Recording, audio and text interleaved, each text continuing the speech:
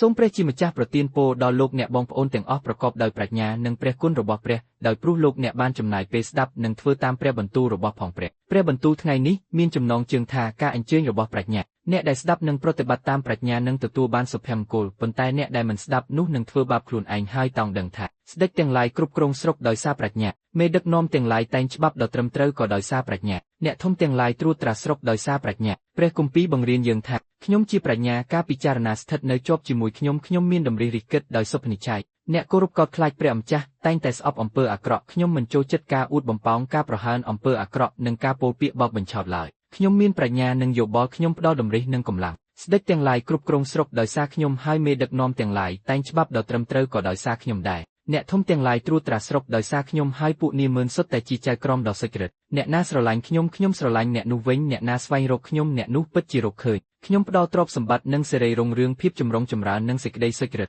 ផលផ្លែរបស់ខ្ញុំមានតម្លៃជាងមាសទឹកដប់អ្វីដែលខ្ញុំផ្ដល់ឲ្យមានតម្លៃជាងប្រាក់សុទ្ធទៅទៀតខ្ញុំដើរតាមមាគ៌ាដ៏សុចរិតនិងប្រព្រឹត្តតាមផ្លូវយុត្តិធម៌ខ្ញុំផ្ដល់ទ្រព្យសម្បត្តិយ៉ាងបរិបូរណ៍ឲ្យអ្នកដែលស្រឡាញ់ខ្ញុំសង្ឃឹមថាអ្នកនឹងទទួលបានប្រាជ្ញានិងជីវិតដ៏មានន័យប្រកបដោយសុភមង្គលសូមអរគុណសម្រាប់ការចូលរួមស្ដាប់និងជួយចែករំលែកព្រះបន្ទូលថ្ងៃនេះសូមព្រះប្រទានពរ